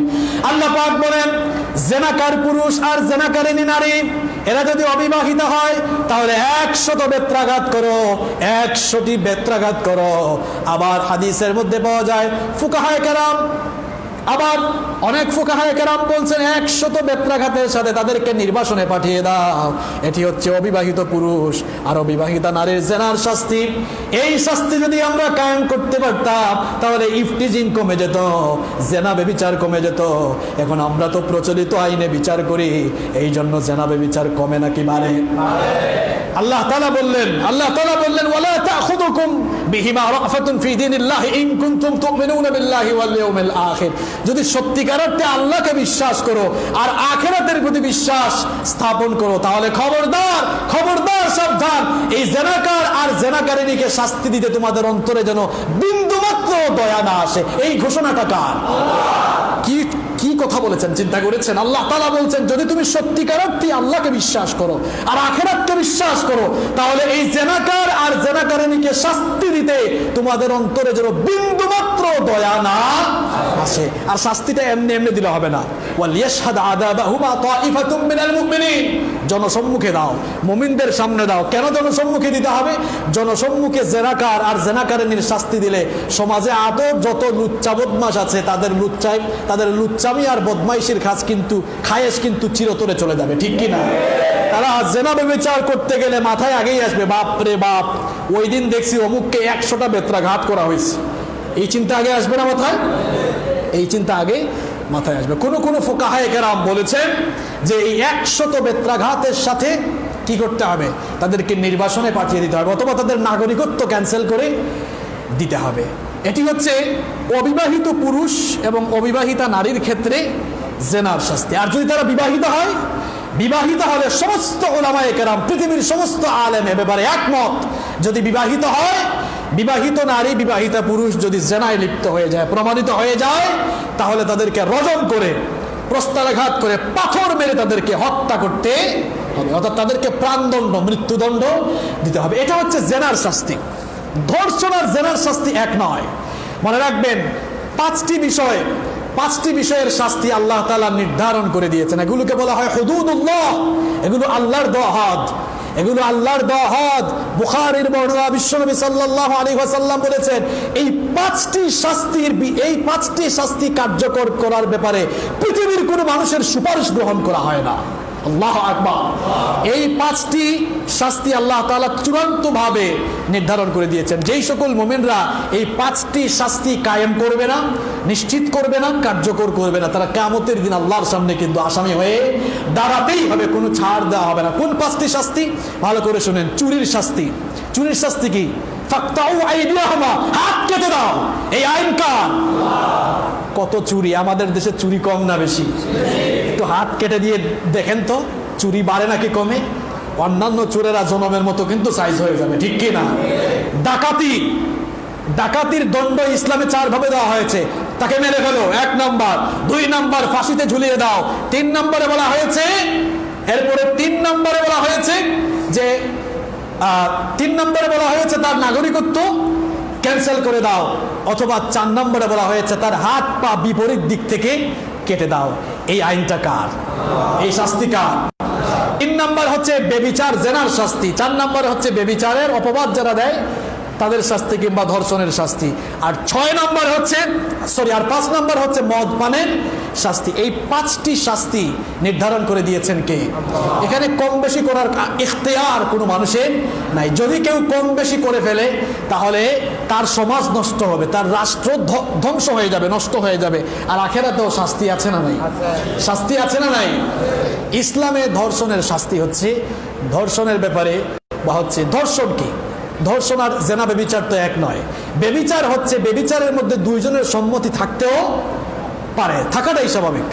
2 জন সম্মতি দিয়ে জেনা করতে পারে, কিন্তু ধর্ষণের ক্ষেত্রে তো 2 পক্ষের সম্মতিতে কখনোই ধর্ষণ হয় না। ধর্ষণ হয় কাউকে ভয় ভীতি দেখিয়ে, অস্ত্রের মুখে ঠেকিয়ে, কিংবা বলপূর্বক, জোরপূর্বক তার ইজ্জত সম্ভ্রমকে নষ্ট করে। এটাই তো ধর্ষণ, ঠিক না?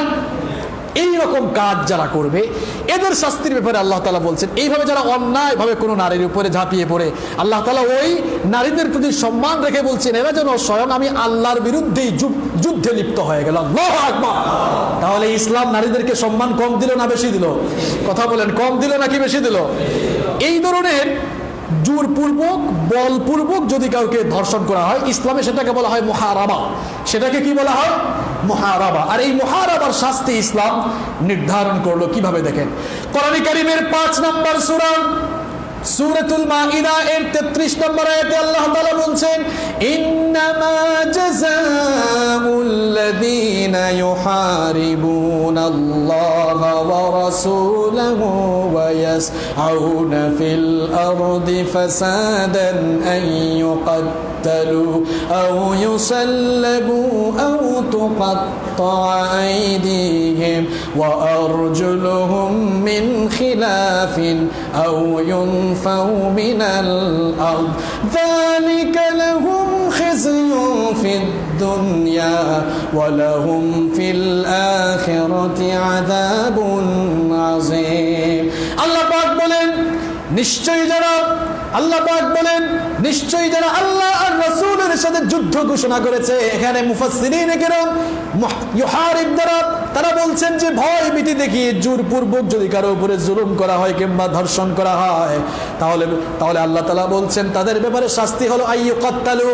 1 নম্বর শাস্তি হলো রাষ্ট্র তাদেরকে মেরে ফেলবে, হয়তো ক্রস ফায়ার করে মারবে অথবা তাকে ছুরি দিয়ে তরবারি দিয়ে মারবে। 2 নম্বর শাস্তি হলো আও ইউসাল্লাবু, তাদেরকে শুলে ঝুলিয়ে দিবে অর্থাৎ ফাঁসি দিয়ে দেবে। 3 নম্বর শাস্তি হলো আও তুকাত্তা আইদিহিম ওয়া আরজুলুহুম মিন খিলাফিন, 3 নম্বর শাস্তি হলো হাত পা বিপরীত দিক দিয়ে কেটে দিতে হবে, ডান হাত আর বাম পা অথবা বাম হাত আর ডান পা এভাবে বিপরীত দিক থেকে হাত পা কেটে দিতে হবে। অথবা 4 নম্বর শাস্তি আও ইউনফাউ মিনাল আরদ, তাকে দেশ থেকে নির্বাসনে পাঠিয়ে দিতে হবে, নাগরিকত্ব ক্যান্সেল করে দিতে হবে। আল্লাহ তাআলা বলছেন যালিকা লাহুম খিজুন ফিদ দুনিয়া, এটা হচ্ছে দুনিয়ায় এই সকল ধর্ষকদের শাস্তি, ওয়া লাহুম ফিল আখিরাতি আযাবুন আযীম, আর এই সকল জানোয়ার নরপিশাচ ধর্ষকদের জন্য আখিরাতেও আল্লাহর শাস্তি আছে না? দুনিয়াতে শাস্তি এই, আবার আখিরাতেও আল্লাহর কাছে আছে। বলেন আপনারা ধর্ষণের বিচারগুলো কি আমরা আল্লাহর এই আইনের আলোকে করছি? এই আইনের আলোকে করছি? আল্লাহর কসম করে বললাম, একটা ধর্ষণের বিচার আল্লাহর দেওয়া এই আইনের ভিত্তিতে করে দেখেন, বাংলাদেশের সবগুলো ধর্ষক জনমের মতো সাইজ হয়ে যাবে। একটা বিচার করে দেখেন। তবে আমরা খুশি হয়েছি, গতকাল আমরা শুনেছি মাননীয় আইনমন্ত্রী বলেছেন যে ধর্ষণের শাস্তি যেন সর্বোচ্চ শাস্তি মৃত্যুদণ্ড যেন করা যায়, এই ব্যাপারে আইনের সংশোধনী হবে। তিনি আশ্বস্ত করেছেন যদি এটা হয় তাহলে অবশ্যই আমরা সরকারকে মোবারকবাদ জানাবো এবং এটি হওয়াই উচিত। যদি আমরা ধর্ষণের বিচার, জেনা ব্যভিচারের বিচার যদি কোরআনের আইন অনুযায়ী করতে পারি, তাহলে দেখবেন সমাজ থেকে জেনা ব্যভিচার ধর্ষণ কমে যাবে। শুধুমাত্র জেনা ব্যভিচার ধর্ষণ এর বিচার করলেই চলবে না, সমকামিতা বলাৎকারের বিচারও কোরআনের আইনের ভিত্তিতে করতে হবে, ঠিক কিনা? আমাদের দেশে সমকামিতা আছে না নাই? তাহলে সমকামিতা কত খারাপ জিনিস। এই সমকামিতার জন্য লূত আলাইহিস সালামের কওমকে আল্লাহ তাআলা ধ্বংস করে দিয়েছেন। পৃথিবীতে সর্বপ্রথম সমকামিতা শুরু হয়েছিল লূত আলাইহিস সালামের উম্মতের মধ্যে। সমকামিতা এত খারাপ জিনিস, একটা কুকুর, একটা কুত্তাও তো তার যৌন চাহিদা মেটাবার জন্য তার বিপরীত লিঙ্গের কাউকে খোঁজে, কথা ঠিক না বেঠিক? কুকুর হোক, বিড়াল হোক, পশু পাখি প্রাণী তার যৌন চাহিদাকে মেটাবার জন্য তার বিপরীত লিঙ্গের কাউকে সে চয়েস করে। কিন্তু মানুষ দেখেন কুকুরের চেয়েও কত নিকৃষ্ট হয়ে গেল, তার যৌন চাহিদা মেটাবার জন্য তার সমলিঙ্গের কাউকে সে বাছাই করে নিচ্ছে। নাউযুবিল্লাহ। এটি হচ্ছে বিকৃত যৌনাচার। আর ফুকাহায়ে কেরামদের বেশিরভাগ এই ক্ষেত্রে ফতোয়া দিয়েছেন যে এই সকল সমকামীদেরকে মৃত্যুদণ্ড দিতে হবে, প্রাণদণ্ড দিতে হবে। যদি সমকামিতার শাস্তিটা ওইভাবে করে করা যায় তাহলে দেখবেন সমাজ থেকে জেনা, ব্যভিচার, সমকামিতা এবং ধর্ষণ কমে গিয়েছে, সমাজ সুন্দর হয়ে গিয়েছে, রাষ্ট্র সুন্দর হয়ে গিয়েছে। আমাদের দেশে অবশ্য কিছু কিছু মানবাধিকার কর্মী রয়েছে, দেখবেন তারা টকশুতে বসে মানবতার কথা বলে, কিন্তু এই যে ধর্ষণ হয়ে গেল গত সপ্তাহে সিলেটে, এই সপ্তাহে আবার নোয়াখালীর ঘটনা, আরো কত ঘটনা ঘটে আমরা জানি না। তাদের মুখ থেকে একটা কথাও বের হয়েছে? একটা কথাও বের হয়েছে? একটা কথাও বের হয় নাই। তারা ধর্ষণের সর্বোচ্চ শাস্তি মৃত্যুদণ্ড চায় না, কারণ এটা মানবতার লঙ্ঘন হতে পারে। যারা ধর্ষণের শাস্তি মৃত্যুদণ্ড চায় না, এরা আসলে ধর্ষকদেরকে প্রশ্রয় দিয়ে তাদেরকে বাঁচাতে চায়। বুঝতে হবে এদের সাথে ধর্ষকদের কোনো একটা গোপন যোগসূত্র আছে, নইলে তো তারা এদের পক্ষে দাঁড়াতে পারে। যেন সম্মানিত ভাইয়েরা, এই ধর্ষণের বিরুদ্ধে, জেনা ব্যভিচারের বিরুদ্ধে যতই আপনারা মানববন্ধন করেন না কেন, যতই আপনারা আন্দোলন মিছিল মিটিং করেন না কেন, জিরো রেজাল্ট, জিরো, ফায়দা হবে না যতক্ষণ না বিচার ব্যবস্থায় ইসলামী বিচার ব্যবস্থা কায়েম না করা যাবে। মানববন্ধন করলেন, মিছিল করলেন, মিটিং করলেন, ফায়দা কিছুই হবে না যদি বিচার ব্যবস্থা কায়েম করা না যায়। এই জন্য দাবি হওয়া উচিত এটা যে জেনা ব্যভিচার, ধর্ষণ, সমকামিতার শাস্তি অবশ্যই ইসলামী আইনের ভিত্তিতে করতে হবে। যদি ইসলামী আইনের ভিত্তিতে, ইসলামী বিচার ব্যবস্থার ভিত্তিতে এই সকল বিচারগুলো সম্পন্ন করা যায়, তাহলে দেখবেন ধর্ষণ, ব্যভিচার, সমকামিতা এগুলো সমাজ থেকে চলে যাবে। আল্লাহ তাআলা আমাদেরকে হেফাজত করুন, বলি আমিন।